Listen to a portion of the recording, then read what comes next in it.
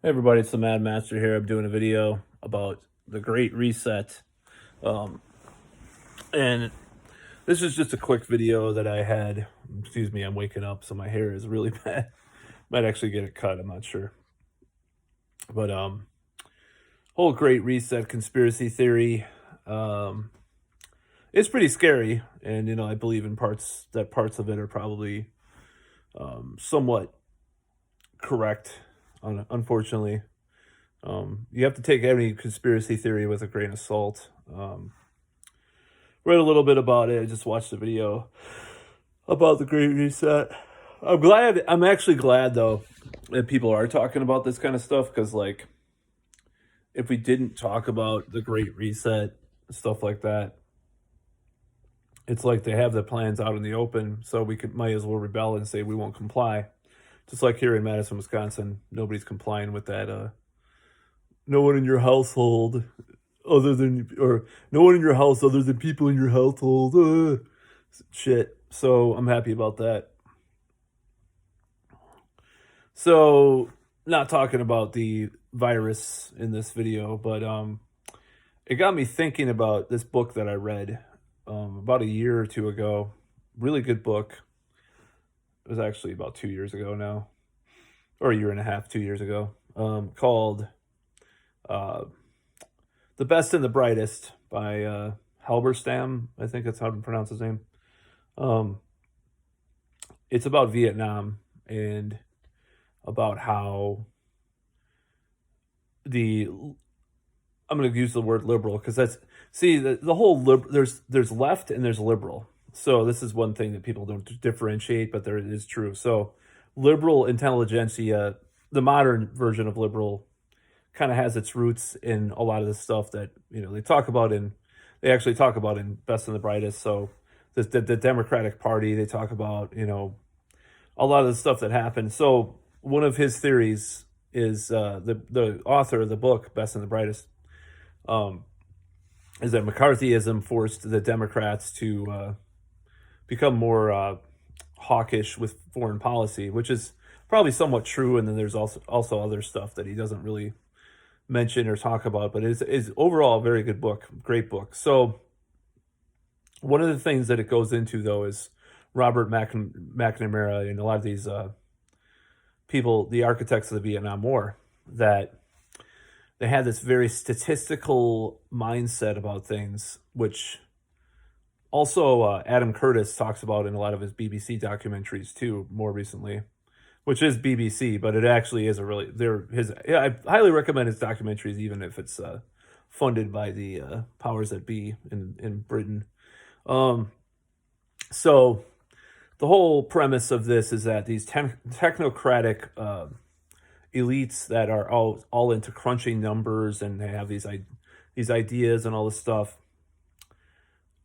My whole premise is that just like in Vietnam, the powers that be, that these technocrats and these people that were, I think Robert McNamara actually worked at Ford and these car companies, so he had this very like numbers and analysis of numbers and all this stuff. These people that have this type of mindset that are detached from human emotion, human integrity, and just overall sociability in a certain way, um, underestimate humanity. And that includes people that are in these high power positions and who are these authors of things like the Great Reset. They don't understand human warmth and ingenuity and stuff like that because they're so detached in their towers of avarice. Actually, that's a good album by the band Zero Hour, who I saw live and met those guys. Highly recommended. Prog metal band, by the way. Towers of the album Towers of Avarice. They have a tower. They have towers of avarice. They're standing there and they're distant and detached from the masses, just like the architects of Vietnam were in as far as the Vietnamese, because they get all these numbers and crunch all these numbers and think this and that.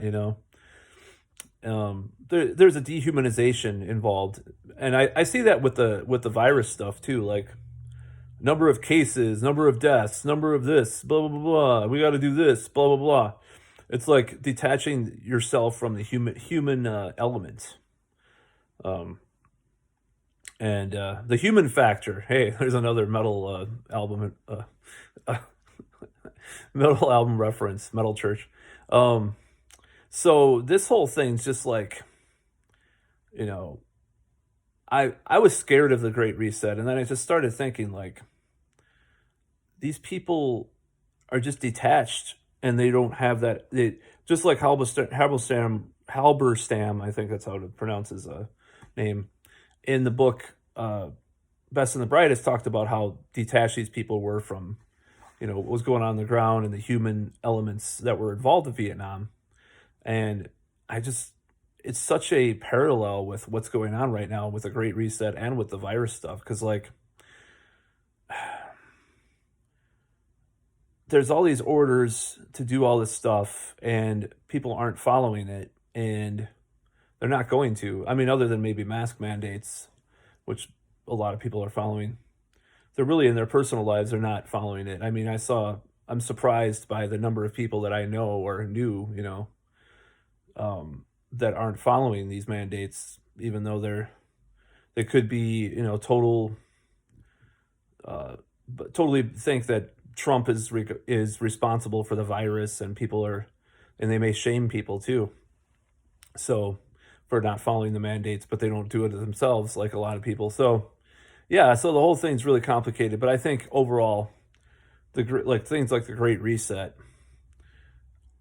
will be resisted and may just fall flat on their face, because